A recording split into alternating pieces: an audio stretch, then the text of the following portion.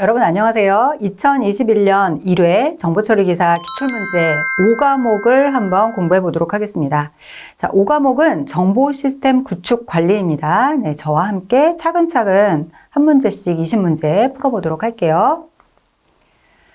자, 일단 첫 번째 문제를 풀기 전에 해시 함수에 대해서 공부를 하고 가도록 하겠습니다. 해시 함수는 임의의 길이를 갖는 메시지를 입력받아서 고정된 길이의 해시 값을 출력하는 함수가 되겠습니다. 자, 여기서 주목하실 단어는 자, 임의의 길이를 갖는, 아이고 여기 네, 여기 오타가 났습니다. 임의의 길이를 갖는 메시지가 들어오면 고정된 길이의 해시 값이 출력된다. 네, 요 대목을 주목해 주시면 되겠습니다. 해시 함수는 키를 사용하지 않습니다. 그래서 같은 입력이 들어갔다? 그럼 항상 같은 출력이 나오게 되는 거죠. 자, 해시 함수의 특징을 한번 보도록 하겠습니다. 어떤 입력 값에도 항상 길이가 고정되어 있다. 네, 고정된 길이 계속 나오죠. 고정된 길이의 해시 값이 출력된다라고 하는 요 특징이 있고요. 그리고 입력 값의 아주 일부만 변경된다고 해도 결과값은 완전히 달라지는 거죠. 입력 값이 같아야만 같은 결과가 나온다. 그러니까 당연히 조금만 변경됐다. 그러면 결과값이 당연히 달라지겠죠. 자, 그 다음 출력된 결과값이 있어도 그 출력된 결과값으로 입력값이 무엇일까를 유추하는 거, 네, 이거는 절대 할 수 없다. 저게 장점이라고 할 수 있겠죠. 이런 해시 함수의 종류를 또 자세히 알아봐야 됩니다. 이 해시 함수의 종류가 아닌 것은 혹은 같은 종류의 함수가 아닌 것을 찾으시오. 뭐 이런 문제들이 기출문제로 자주 등장하고 있습니다.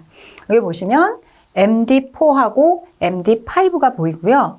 그 다음 아래쪽에 SHA로 이렇게 시작하는 여러 그 종류들이 보이시죠? 여기에 나오는 이 H가 해시를 의미하는 H가 되겠습니다. 네, 그거 외에도 마지막 줄에 보시면 뭐 RMD160 또는 타이거 뭐 이런 해시 함수도 있습니다. 자, 81번 문제 보도록 하겠습니다. 다음 암호 알고리즘 중 성격이 다른 하나를 고르시오. 자, 우리가 바로 앞장에서 봤던 것처럼 MD4, MD5 그리고 SHA-1이라고 하는 것은 H가 해시의 H라고 했었죠. 그래서 1번, 2번, 3번 같은 경우에는 모두 다 해시 알고리즘에 속하는 그 같은 유형이구나라는 걸 알 수 있습니다. 그러니까 답은 4개 중에서 4번 AES가 되겠습니다. 자, 이번에는 정보 보안, 침해 공격 관련 용어들을 한번 쭉 정리해 보도록 하겠습니다. 자, 일단 맨 앞에 웜이 나옵니다.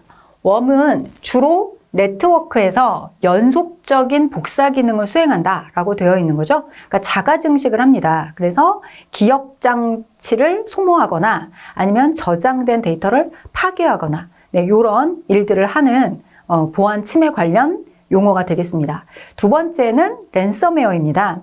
사용자 컴퓨터 시스템에 침투하여 중요 파일에 대한 접근을 차단하는 거죠. 그러니까 볼모로 삼는 거예요. 컴퓨터 시스템에 침입한 다음에 거기에 중요한 파일들을 그 공격자가 볼모로 삼고, 자, 이거를 갖고 싶으면, 이 문서를 풀고 싶으면 돈을 내. 이런 식으로 접근하는 거죠. 랜섬웨어가 되겠습니다. 몸값을 뜻하는 랜섬, 그 다음 제품을 뜻하는 웨어, 이 두 가지를 합친 용어가 되겠네요. 자, 세 번째는 백도어가 되겠습니다. 원래는 네트워크 관리자가 이 외부에서도 언제든지 시스템에 들어가서 점검이 가능해야 하니까 안쪽에다가 뒷문을 만들어 놓은 거죠. 그런데 최근에는 요 백도어가 해킹에 취약한 부분을 일컫는 용어로 사용되고 있습니다. 자, 그 다음 네 번째는 트로이 목마가 되겠습니다. 컴퓨터에 몰래 숨어 있습니다. 트로이 목마 모형 속에 몰래 숨어 있다가 사용자의 정보를 몰래 유출하는 거죠. 정상적인 파일을 내가 내려받기를 할 때 그 안에 몰래 숨어서 같이 설치된 다음에 그리고 사용자의 정보를 계속 몰래 알지 못하게 빼가는 그런 경우를 뜻한다고 보시면 되겠습니다. 자, 웜하고 랜섬웨어 그리고 백도어, 트로이 목마 자주 나오는 보안 침해 용어니까 꼭 기억을 해 두시고 분류를 해 놓으셔야 되겠습니다. 자, 백도어, 아까 앞에서 봤던 내용 중에 백도어 백도어가 있었는데 그 백도어를 탐지할 수 있는 기법들을 쭉 한번 나열해 봤습니다. 현재 동작 중인 프로세스나 아니면 포트가 열린 게 없는지, 포트가 열려 있으면 그 열린 포트를 타고 무언가 공격자의 공격이 들어올 수도 있는 거니까 저렇게 열린 포트를 확인합니다. 그리고 setuid라고 하는 파일이 있는데 이거를 수시로 검사한다라는 거고요. 그 다음 바이러스나 백도어를 탐지하는 툴이 있습니다. 그런 툴들을 수시로 이용해서 혹시 그런 게 없는지 탐지해야 된다라는 거고요. 그리고 무결성 검사, 그리고 로그 분석 이런 것들도 백도어 탐지 기법 중에 하나가 되겠습니다. 자, 이번에는 여러 가지 프로그램들을 한번 요약을 해봤습니다. 맨 위에 있는 게 트립와이어가 되겠네요. 네, 오픈소스이고요. 여기 나와 있는 것처럼 시스템에 특정한 파일이 변하는지 안 변하는지 요거를 모니터링하고 있다가 변했다. 그럼 알람을 해주는 거예요. 이런 자유 소프트웨어 중에 하나가 되겠습니다.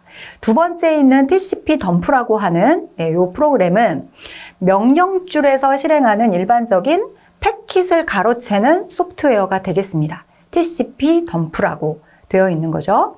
그 다음 세 번째는 크론이 되겠습니다. 유닉스 계열 컴퓨터 운영체제의 운영체제 시간 기반 잡 스케줄러의 일종이 되겠네요.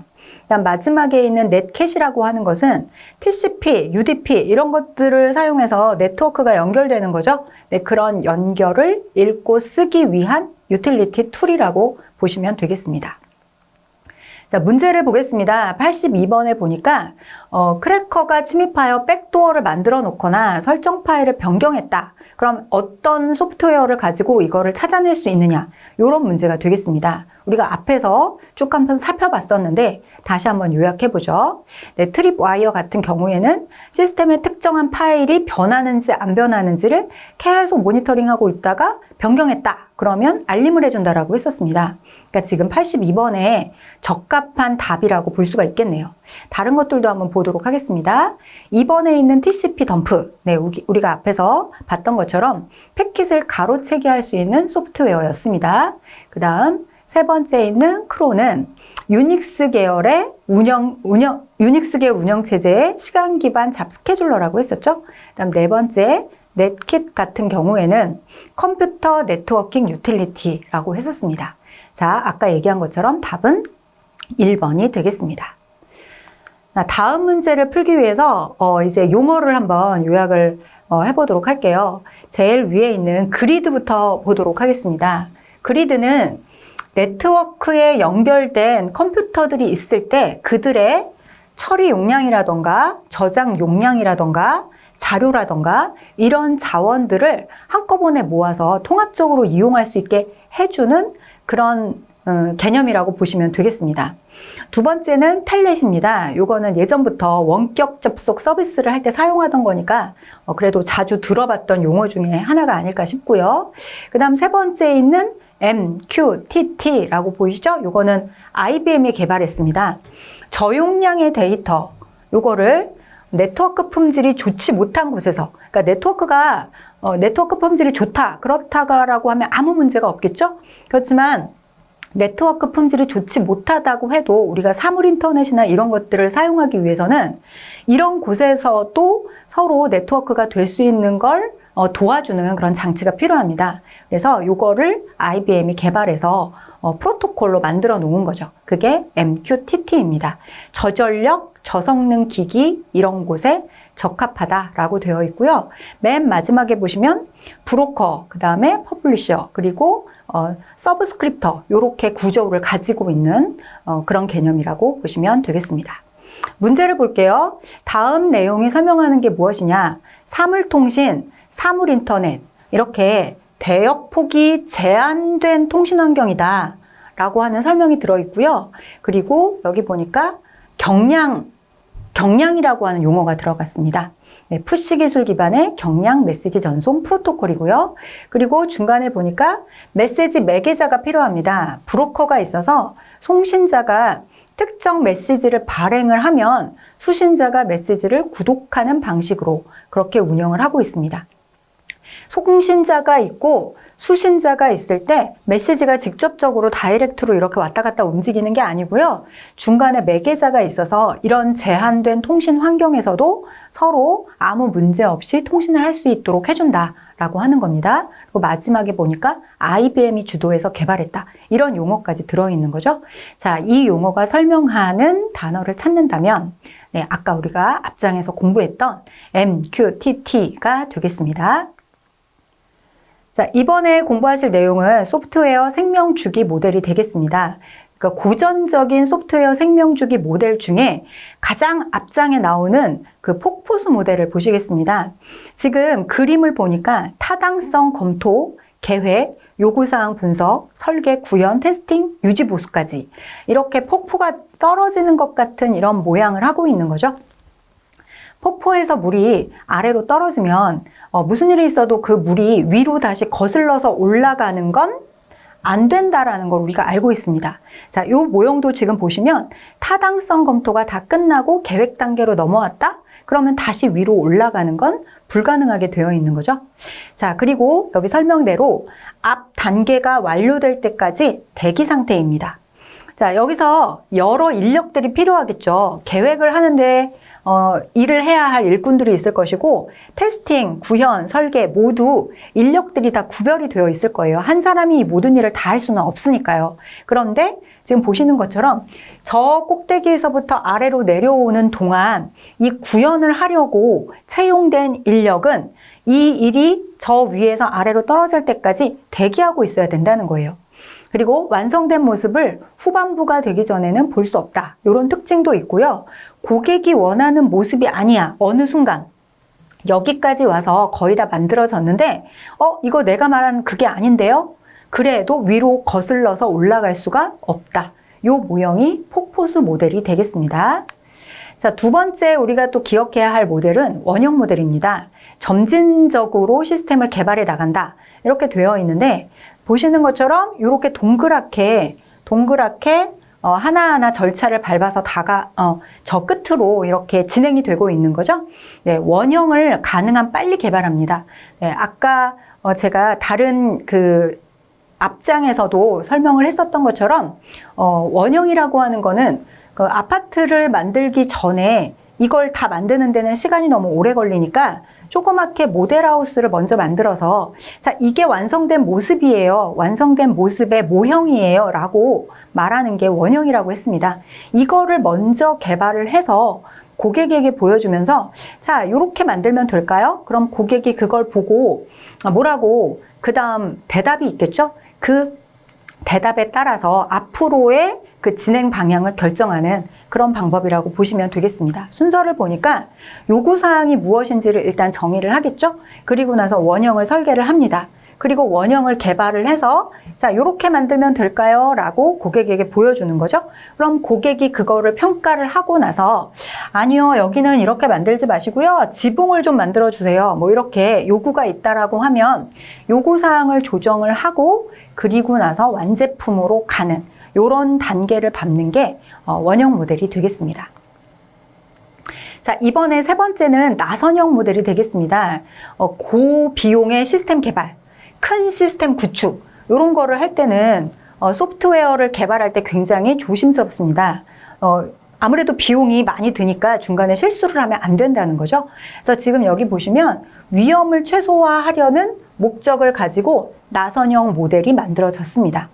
개발자가 위험을 정확하게 분석하지 못했다면 심각한 문제가 발생할 수 있다라고 되어 있는데 왜 그러냐면 지금 보시는 것처럼 여기 이 1번 단계가 계획 및 정의 단계입니다. 그래서 여기에서 시작을 해서 위험 분석 단계로 갔죠. 개발을 하고 고객이 평가를 합니다. 이렇게 4개의 단계가 점점 살을 붙여서 점점 커지는 거를 보실 수가 있어요. 그런데 이게 중간에 가면서 개발자가 위험을 정확하게 분석하지 못했다? 그럼 덮고 가겠죠? 덮고 점점 커지니까 예전에 지나갔을 때 심각한 문제가 그대로 묻히고 다음 단계로 계속 눈덩이처럼 이렇게 커지는 개발 단계 중에서 찾아내지 못하는 그 상황이 발생할 수 있다는 거죠. 자, 요게 나선형 모델이 되겠습니다. 자, 84번 문제를 볼게요. 나선형 모형의 주요 태스크에 해당되지 않는 것은? 이런 문제가 나왔습니다. 앞장에 가서 다시 한번 확인을 했더니 계획을 하고 위험을 분석하고 개발을 한 다음에 고객을 평가한다. 고객이 평가한다. 이렇게 4단계가 되어 있는 거죠. 자, 그렇다면 여기에 해당하지 않는 단계는 몇 번째 단계일까요? 네, 지금 보시는 것처럼 버전 관리라고 하는 항목은 4단계 중에 없었습니다. 이렇게 답을 찾아주시면 되겠습니다. 자, 이번에 알아볼 내용은 접근 제어 모델입니다. 시스템에 접근을 하고 임의의 어떤 자료에 접근을 하고 이런 것들도 무언가 모델이 있어서 그 모델이 지시하는 대로 따라줘야 되겠죠? 지금 3가지 모델이 마련되어 있습니다. DAC부터 볼까요? 이거는 임의적 접근 통제 방법이 되겠습니다. 요거는 정보 소유자가 대상입니다. 정보를 가지고 있는 소유자가 본인이 제공하는 정보의 보안 수준을 결정을 합니다. 그래서 이 접근 통제를 어떻게 하고 누가 어디까지 이 정보를 사용할 수 있는지를 모두 다 정보 소유자의 마음대로 통제하겠다라고 하는 그런 방법이 되겠네요. 자, 2번째는 MAC 방법입니다. 이거는 강제적 접근 통제라고 되어 있는 거죠. 그래서 중앙에서 중앙 집중화된 정보로 관리를 하고 있습니다. 자, 이 강제적 접근 통제인 MAC에 해당하는 이렇게 세부적인 모델들도 기억을 해 주십시오. 그러면 가끔 이제 이런 문제들도 이 비바 모델이 3가지 모델 중에 어디에 소속되는 거냐 뭐 이런 식으로 문제가 나올 수 있으니까 같이 알아두셔야 되겠습니다. 그 다음 3번째가 RBAC라고 지금 적혀져 있는데 역할 기반 접근 통제가 되겠습니다. 이거는 A라는 사람, B라는 사람에 대해서 각각 권한을 줘서 자, A는 접근할 수 있고요. B는 접근할 수 없어요. 이런 식으로 분류를 하는 게 아니라 역할에다가 접근할 수 있는 통제 방법을 부여한다는 거죠. 그러니까 여기에 정보가 있는데 이 정보에 접근할 수 있는 사람은 사장, 부장이야 라고 했다면 아래에 있었던 과장님이 부장이 되는 순간 이 부장이 갖고 있는 역할에 기반한 통제의 그 모든 권력을 갖게 된다는 거죠. 그리고 부장님이 그만두시고 회사를 떠나게 되면 이 역할이 갖고 있던 그런 권리들이 사라지겠죠. 네, 사람을 따라가는 게 아니라 직책을 따라서 권한을 주기도 하고 뺏기도 하고 네, 이렇게 제어할 수 있는 방법이 되겠습니다. 자, 85번 문제를 볼게요. 정보 보안을 위한 접근 통제 정책 종류에 해당하지 않는 것은? 우리가 앞에서 3가지 정책 종류를 살펴봤었습니다. 임의적 접근 통제 있었고요. 강제적, 역할 기반까지 있었죠. 그러면 해당하지 않는 거 네, 쉽게 찾으실 수 있을 겁니다. 2번이 답입니다. 자, 86번입니다. LOC 기법에 의하여 자, LOC라고 하는 것은 원식 코드 라인 수를 가지고 여러 가지 비용을 측정할 수 있는 그런 방법이 되겠습니다. 그 기법에 의해서 총 이 소프트웨어를 개발하는데 얼만큼의 라인이 필요할까를 계산했더니 36,000 라인이 계산이 됐대요. 그런데 개발에 참여할 프로그래머는 6명이고요. 그리고 프로그래머들이 생산할 수 있는 월 생산량이 300라인이다. 이렇게 계산이 되었습니다. 자, 그러면 저 36,000 라인을 개발하기 위해서 얼만큼의 개발 소요 기간이 필요할까? 이런 문제겠죠? 그냥 간단한 산수 문제라고 생각하시면 되겠습니다.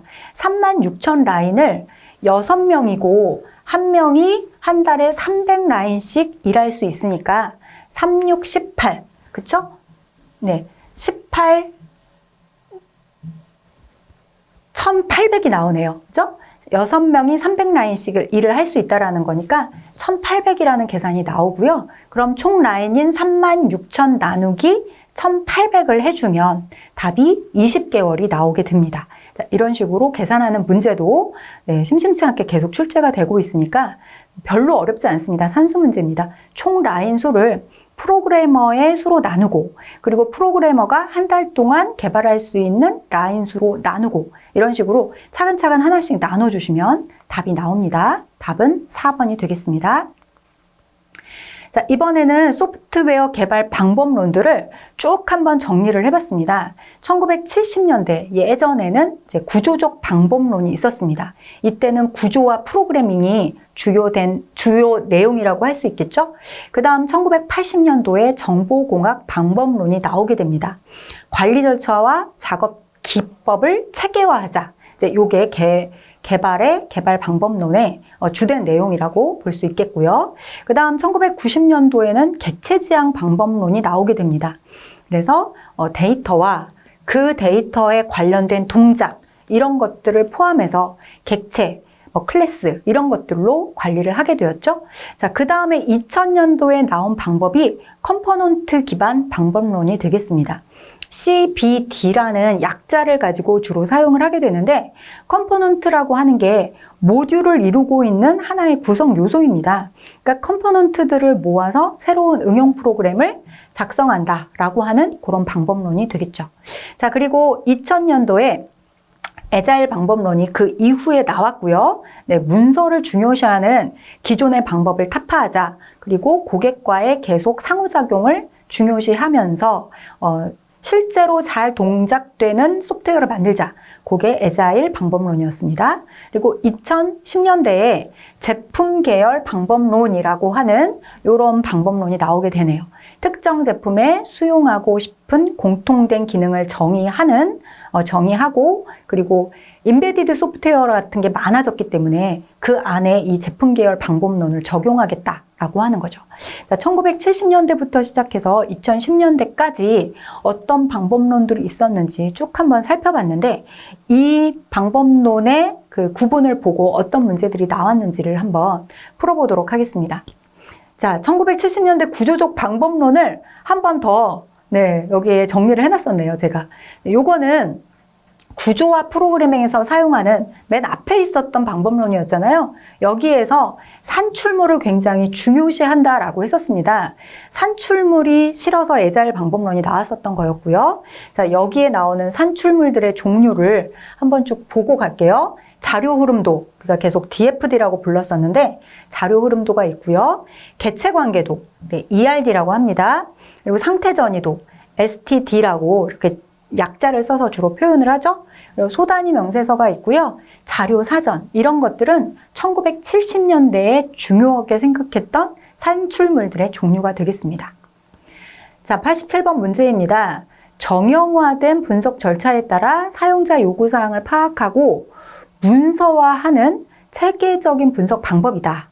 그리고 자료 흐름도, 자료 사전, 소단위 명세서 이런 것들이 지금 쭉 나열이 되어서 이런 특징을 갖고 있다라고 얘기를 하고 있습니다.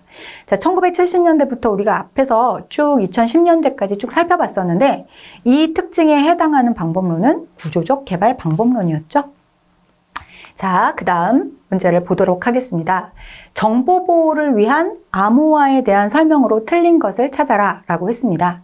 자, 평문이라고 지금 1번에 나와 있는 거 암호화되기 전에 원본 메시지를 우리가 평문이라고 부르죠? 네, 맞습니다. 그 다음 두 번째 암호문. 암호화를 적용해서 새롭게 다른 메시지를 만들었습니다. 그렇다면 평문이 암호화되어서 암호문이 되는 거죠. 네, 이것도 맞는 설명이 되겠네요. 3번 복호화. 평문을 암호문으로 바꾸는 게 아니라 반대죠. 암호문을 평문으로 바꾸는 게 복호화가 되겠습니다. 자, 틀린 것은 3번이 되겠네요. 4번도 한번 보고 갈까요? 키. 적절한 암호화를 위해서 사용하는 값이다. 네, 맞는 설명입니다. 자, 이번에 또 용어를 한번 정리하고 가겠습니다. 저 5과목인 정보시스템 구축관리에서는 용어가 굉장히 많이 나옵니다. 신경향 그 용어라고 해서 새롭게 이렇게 등장한 그 신개념과 신 IT 요런 그 용어들은 나올 때마다 계속 반복적으로 정리를 해서 보여드리도록 하겠습니다. 자, 맨 앞에 나와 있는 게 BAAS입니다. B하고 S는 대문자로 표기가 되어 있고요. 가운데 있는 A 두 개는 소문자로 나와 있는 거죠. 자, B는 블록체인의 B자입니다. 그리고 소문자로 썼던 이유, 소심하게 소문자로 썼던 이유는 as a, 요거를 표현을 하려고 이렇게 소문자로 표시를 했던 거였습니다. 그리고 S는 서비스가 되겠습니다. 블록체인을 하나의 서비스로 제공하겠다.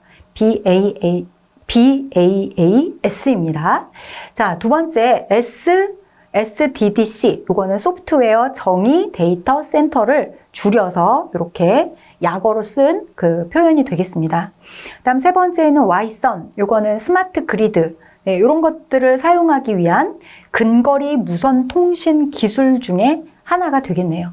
일단 조 용어들 나올 때마다 꼭 하나씩 알아놓고 가시기 바랍니다. 89번 문제입니다. 다음 내용이 설명하는 것은 무엇이냐? 블록체인. 자, 벌써 B자가 나왔습니다. 그렇기 때문에 우리는 바로 이 아래에서 답을 찾을 수 있는 거죠. 자, 블록체인 개발 환경을 클라우드로 서비스하는 개념이다. 블록체인 네트워크에 노드를 추가하거나 제거하기가 용이한 서비스다.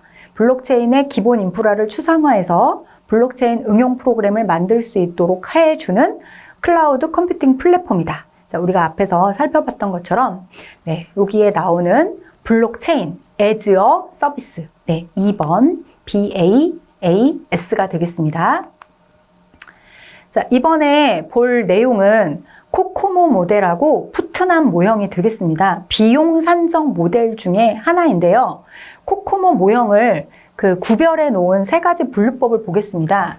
총 그 소프트웨어를 개발할 때 들어갈 라인, 개발 그 코드의 숫자를 계산을 해서 5만 라인 이하냐, 아니면 30만 라인 이하냐, 아니면 30만 라인을 넘어서느냐, 그렇게 세 가지를 분류를 해 놓은 거죠. 그래서 5만 라인보다 아래다. 그러면 오가닉으로 분류를 해놓고 있고요.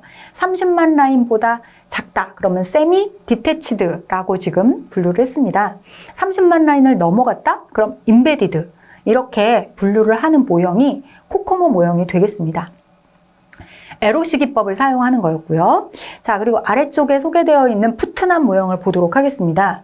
소프트웨어 개발 주기의 각 단계별로 요구할 인력의 분포를 가정하는 모형이고요. 대형 프로젝트의 노력 분포 산정에 이용되는 기법이 되겠습니다. 이 푸트남 모형은 개발 기간이 늘어날수록 프로젝트 적용 인원의 노력을 감소시킬 수 있는 그런 모형이 되겠습니다. 이것도 문제에 나오면 다시 한번 반복해서 설명을 드리도록 할게요. 자, 90번 문제를 풀어보도록 하겠습니다. 소프트웨어 비용 산정 기법 중 개발 유형으로 자, 많이 봤던 단어가 나오고 있죠? 오가닉, 그리고 세미 디태치드, 그리고 임베디드 이렇게 세 가지로 구별했다. 5만 라인, 30만 라인, 그 30만 라인을 넘느냐, 넘지 못하느냐. 자, 이렇게 세 가지로 구별하는 모형은 코코모였습니다. 자, 이렇게 90번에 답을 찾아주시면 되겠네요. 자, 이번에는 네트워크 설치의 구조, 그 내용들을 쭈루룩 한번 살펴보고 가도록 하겠습니다. 가장 기본적인 게 버스형 구조입니다.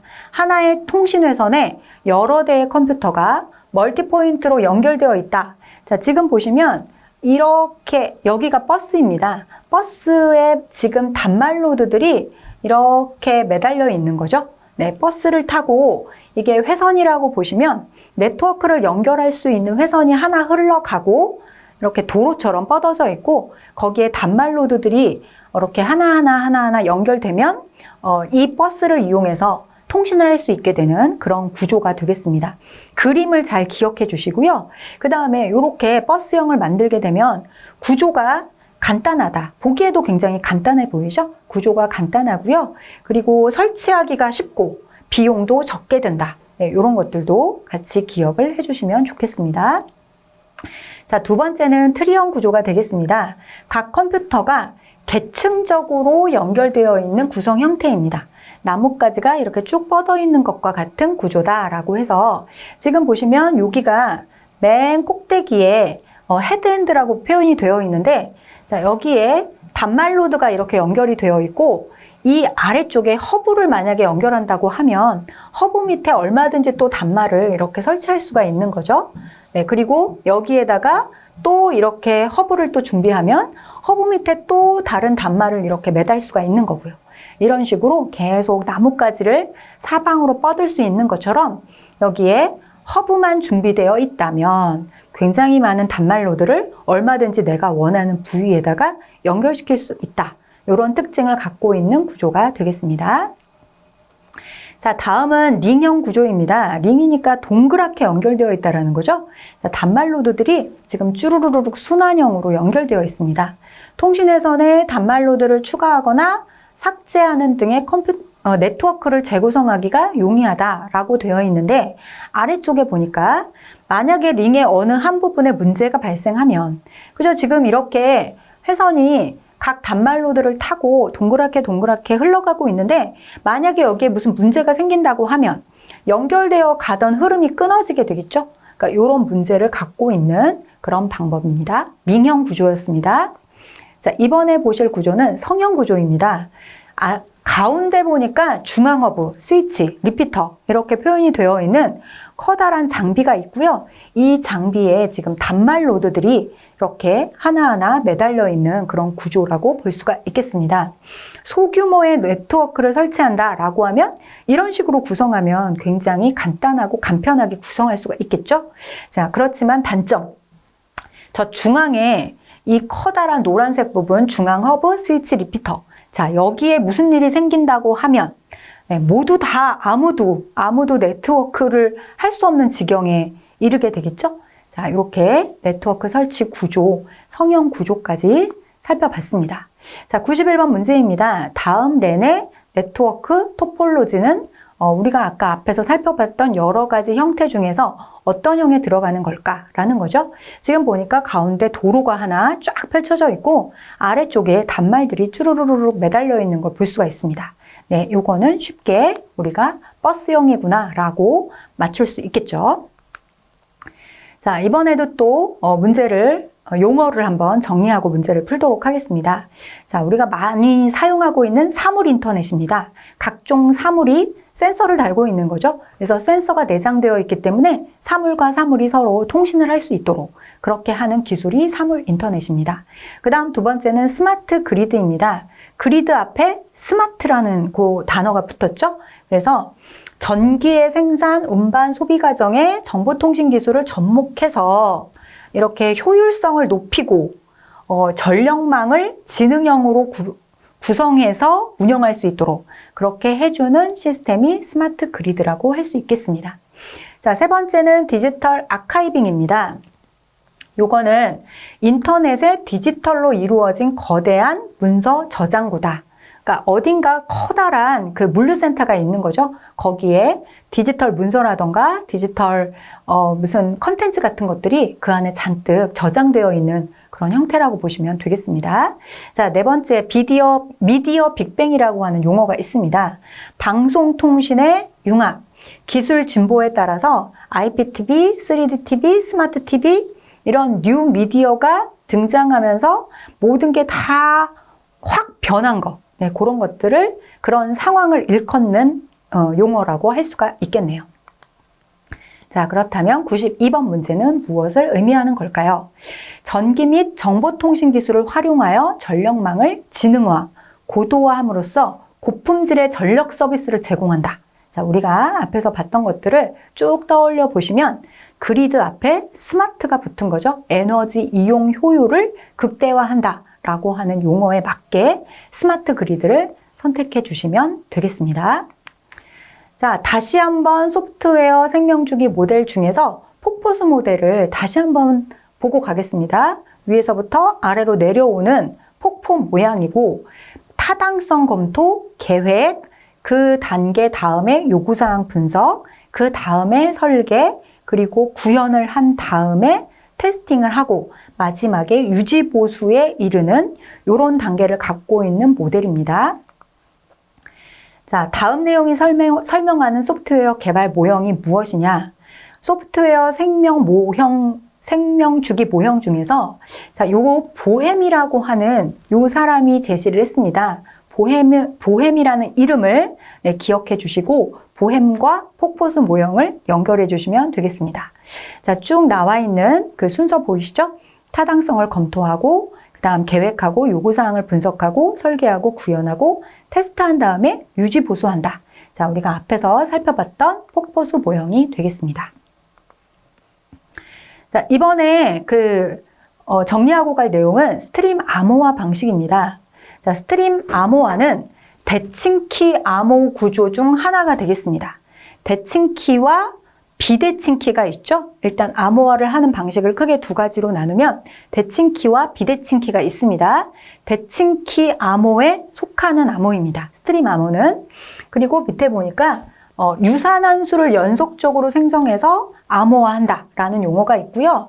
그리고 다른 대부분의 대칭키 암호는 블록 암호 방식입니다. 그런데 스트림 암호 같은 경우에는 연속적인 비트 바이트 단어들을 블록으로 끊지 않고 순차적으로 암호화하는 방식에 들어갑니다. 자, 그리고 밑에 보니까 블록 단위가 아니기 때문에 속도가 빠르다. 네, 이런 장점이 있는 거고요. 그리고 밑에 실시간 처리가 가능하다. 이런 특징도 있네요. 그리고 아랫줄로 쭉 보니까 RC4는, RC4도 자주 스트림 암호하고 같이 엮어서 나오는 용어 중에 하나입니다. RC4 같은 경우에는 SSL, TLS 이런 것들, 그리고 네트워킹 프로토콜에서 자주 사용되는 스트림 암호의 이름이다 라고 되어 있습니다.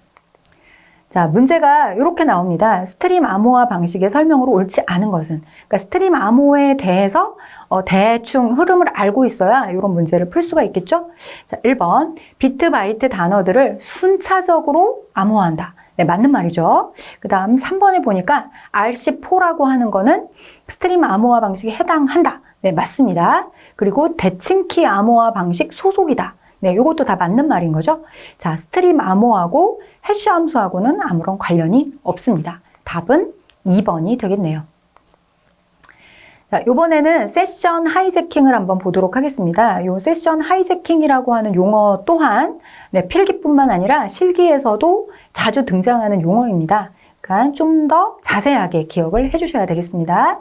세션은 사용자와 컴퓨터 또는 두 대의 컴퓨터가 연결됐다라고 하는 걸 의미하는 거죠. 그래서 내가 어떤 은행에 접속해서, 은행 사이트에 접속해서 로그인을 한 그 상태가 세션인데 그거를 하이제킹, 납치하는 거죠. 그걸 가로채는 행위를 세션 하이제킹이다. 이렇게 표현을 합니다.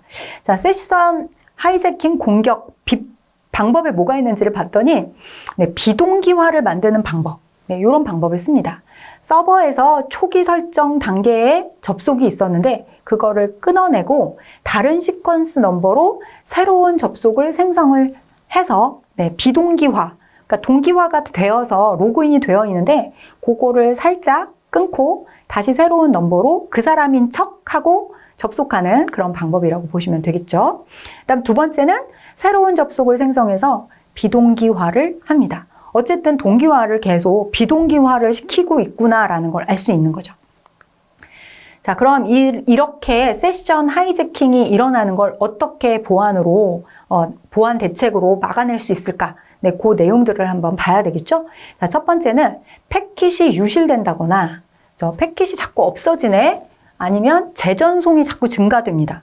뭔가가 이상이 있으니까 자꾸 재전송 해달라는 요청이 들어오겠죠? 그러니까 이런 것들을 탐지해서 이거 세션 하이제킹이 일어나나 보네? 라고 탐지를 할 수 있다는 겁니다.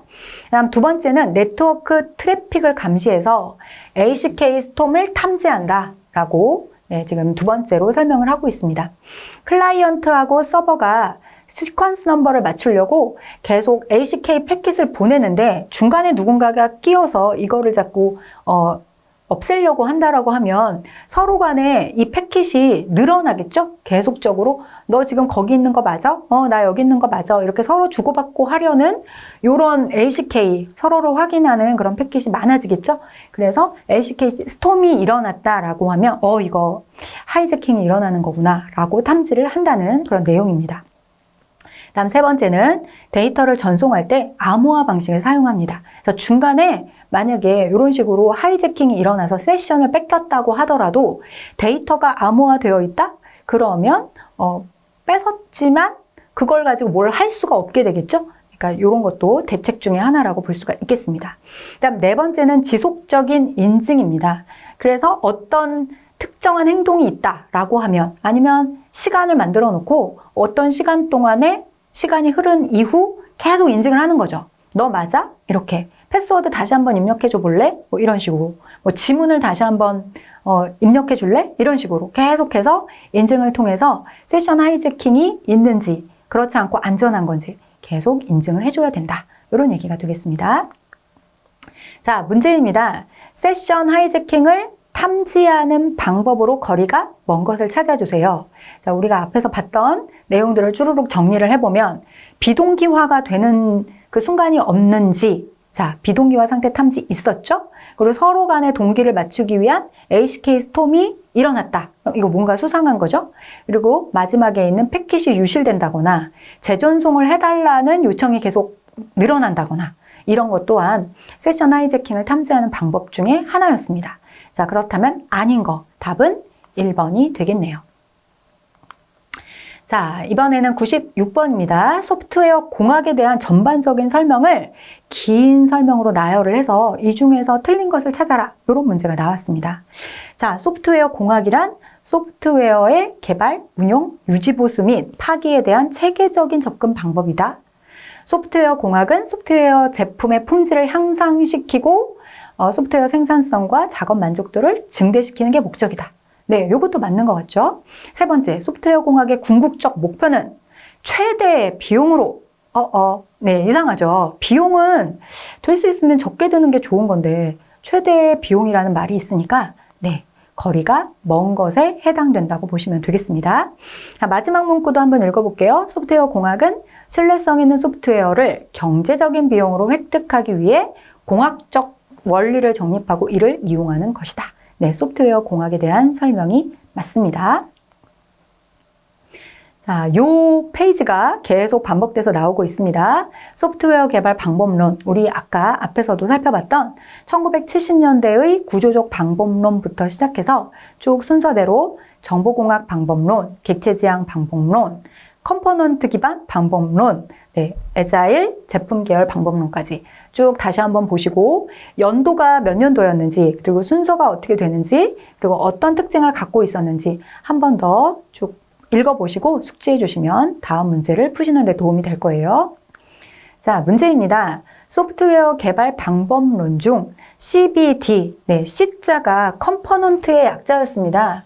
자, 컴포넌트라고 하는 건 모듈 같은 거라 그랬죠? 모듈보다 더 작은 그런 단위라고 보시면 되겠습니다. 그러면 그렇게 만들어진 컴포넌트, 이미 만들어진 그 레고 모형 같은 거라고 보시면 돼요. 그런 것들을 엮어서 커다란 그 모형을 완성하는 거거든요. 자, 그럼 그 CBD에 대한 설명으로 틀린 걸 어떻게 찾을 수 있을까요? 자, 1번, 생산성과 품질을 높이고 유지 보수 비용을 최소화시킬 수 있다. 맞습니다. 두 번째, 컴포넌트 제작 기법을 통해 재사용성을 향상시킨다. 네, 이게 굉장히 큰 CBD 방법의 장점이라고 할 수 있겠죠? 이미 만들어 놓은 조각, 완성품이 있어서 그걸 가지고 또 사용하고 또 사용하고 네, 이런 방법이었습니다. 세 번째, 모듈의 분할과 정복에 의한 하향식 설계 방법이다. 네, 요게 아닌 거죠. 우리가 컴포넌트를 만들어서 요거를 두 개를 합쳐서 더 큰 걸 만들고 이런 식으로 상향으로 올라가는 그런 방법이었습니다. 모듈을 분할하는 게 아니라 모듈을 쌓아가면서 커다란 걸로 더 확대시키는 그런 방법이라고 볼 수 있겠죠. 4번은 독립적인 컴포넌트 단위의 관리로 복잡성을 최소화할 수 있다. 맞는 설명이고요. 그러니까 97번의 답은 3번이 되겠습니다. 자, 이번에는 소프트웨어 개발 보안의 개요를 한번 보도록 하겠습니다. 소프트웨어 개발 보안은 해킹 등 사이버 공격의 원인이 뭘까요? 보안 취약점을 소프트웨어를 개발하는 그 단계에서부터 미리 알아서 제거를 하자. 요런 게 소프트웨어 개발 보안의 개요가 되겠습니다. 소프트웨어 개발 보안의 3요소, 예, 요 3요소도 시험에 매번 등장을 하고 있어요. 거의 매번 등장을 하고 있습니다. 기밀성, 무결성, 가용성입니다. 소프트웨어 개발의 3요소에 해당하지 않는 것을 고르시오. 네, 이런 문제도 자주 나오고요. 아니면 설명을 쭈루룩 나열을 해놓고 승인된 주체들한테만 접근을 허용하는 건 3요소 중에 무엇이냐. 네, 이런 식의 문제도 자주 나오고 있는 거죠. 자, 기밀성부터 보겠습니다. 기밀성은 승인된 주체들만 접근할 수 있게 우리가 비밀번호 알아야 우리 집 그 비밀번호 누르고 집 문 열고 들어갈 수 있는 거죠. 네, 승인된 주체만 그 번호를 알 수 있는 거잖아요. 네, 그게 기밀성입니다. 비밀하고 같은 그 느낌이라고 보시면 되겠네요. 자, 두 번째는 무결성입니다. 승인된 방법에 의해서만, 자, 여기서는 변경이라는 용어가 중요합니다. 무결성은 아무나 아무렇게나 변경을 할 수 있는 게 아니고요. 승인된 방법으로만 변경을 허용하겠다. 네, 그게 무결성이 되겠습니다. 자, 세 번째는 가용성입니다. 이거는 승인된 사용자라면 내가 원할 때 언제나 사용할 수 있어야 된다. 네, 그게 가용성이죠. 소프트웨어 개발의 3요소, 기밀성, 무결성, 가용성. 세 가지 꼭 기억해 주세요. 자, 98번 문제입니다. 정보보안의 3요소에 해당하지 않는 것은? 이 문제야 너무 쉽죠? 기밀성, 무결성, 가용성. 아닌 거 하나 찾아서 선택해 주시면 되겠습니다. 답은 휘발성입니다. 자, 이번에도 용어가 나왔습니다. 쭉 용어를 보니까 이블 트윈 어택. 네, 요거부터 한번 볼까요?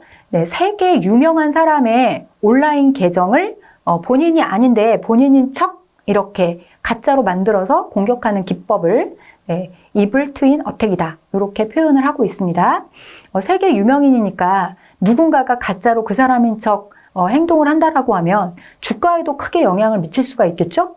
그리고 뭐 명예도 훼손될 수 있겠고 여러 가지 문제점을 발생시킬 수 있습니다. 자, 그 다음은 피싱입니다. 피싱 같은 거는 우편, 전자우편 또는 메시지 이런 것들을 사용해서 내가 알고 있는 사람이 보낸 것처럼 위장하는 거죠. 그래서 그거를 누르는 순간 나의 그 중요한 정보들이 빠져나가는 그런 방법이 되겠습니다. 그 다음 밑에 보시면 로직범이라고 하는 그런 용어가 있네요. 이거는 어떤 특정 날짜, 어떤 특정 시간, 아니면 어떤 특정 조건을 딱 만들어 놓는 거예요. 그래서 그 조건이 충족되는 순간 악의적으로 심어 놓은 펑션이 갑자기 실행을 하게 되는 거죠. 그래서 어떤 소프트웨어 시스템이 갑자기 뭐 훼손된다거나 삭제된다거나 이런 일들이 안 좋은 일들이 일어나게끔 이렇게 만들어 놓은 걸 이렇게 로직범이라고 표현을 하고 있습니다. 자, 그리고 사이버 불링이라고, 요거는 사이버 상에서 괴롭히는 거를 뜻하는 그런 용어가 되겠네요. 99번 문제 보겠습니다. 소셜 네트워크에서 악의적인 사용자가 지인 또는 특정 유명인으로 가장해서 활동하는 공격 기법이다. 이런 문제가 나왔는데, 자, 요거는 일단은 이블 트윈 어택이 답이겠죠? 그런데 엄밀하게 출제자의 의도에 의하면 이블 트윈 어택을 생각했던 것 같은데 또 피싱도 이것도 아니라고 말할 수 있는 게 아니라서 네, 그래서 답은 이렇게 두 개로 인정이 되었습니다. 자, 이블 트윈 어택, 피싱 네, 둘 다 기억을 해주십시오. 자, 마지막 문제를 풀기 위해서 공개키, 네, 공개키가 비대칭 키의 다른 말입니다. 공개키 암호화 기법을 간단하게 보도록 하겠습니다. 자, 지금 여기 밥이 있고 여기에 앨리스가 있습니다. 밥이 앨리스에게 헬로 앨리스 이렇게 생긴 메시지를 지금 보내고 싶은 거예요. 자, 그렇다면 이걸 암호화를 해서 보내려고 하거든요. 그럼 어떻게 해야 될까라는 거죠. 여기 보시면 공개키, 모든 사람들의 공개키가 저 공개 기관에 이렇게 보관이 되어 있습니다.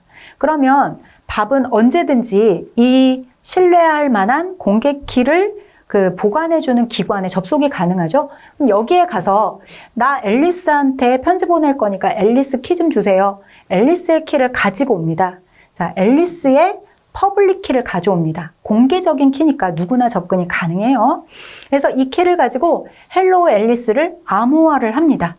자, 암호화를 해서 그럼 이렇게 헬로 앨리스가 암호화된 문구로 변형이 되죠. 그럼 그거를 전송을 합니다. 자, 네트워크를 타고 헬로 앨리스가 흘러갑니다. 중간에 해커들의 공격을 받아서 헬로 앨리스를 뺏기는 한이 있어도 열어봤을 때 이런 문구가 되니까 안전하겠죠? 자, 그럼 앨리스는 이 암호된 문장을 어떻게 열어요? 네, 본인이 갖고 있는 프라이빗한 키가 있습니다. 자기가 갖고 있는 개인 고유의 개인 키. 네, 그거를 가지고 이 암호문을 열면 헬로 앨리스라고 복호화를 시킬 수 있다. 네, 이런 전반적인 내용인 거예요. 그러니까 모든 사람들은 이렇게 다 키가 2개씩 있어야 되는 거죠. 이 공개키 암호화 기법을 사용하려면 이 공신력 있는 기관에서 공개키를 이렇게 모든 이들의 공개키를 다 보관을 하고 있으니까 이렇게 공개키 하나, 그리고 우리 집에는 나 혼자 비밀리에 간직할 수 있는 비밀키가 다 각자 있는 거예요. 자, 그러면 이 그림을 봤을 때 모든 사람들은 키가 2개가 있는 거네. 공개키 하나, 비밀키 하나. 이렇게 2개씩 갖고 있는 거구나 라는 걸 정리할 수가 있겠죠? 자, 그렇다면 100번 마지막 문제를 풀어보도록 하겠습니다. 공개키 암호화에 대한 설명으로 틀린 것을 골라라. 10명이 공개키 암호를 사용한다? 그럼 키가 몇 개 필요하다라고 했죠? 다 2개씩 필요하니까 10명이면 20개가 필요하겠죠? 그래서 답은 1번이 틀렸다. 이렇게 찾아내시면 되겠습니다. 자, 이렇게 해서 21년도 1회 기출문제의 5번째 과목 정보시스템 구축관리 기출문제 풀이를 마무리했습니다. 네, 수고 많으셨습니다.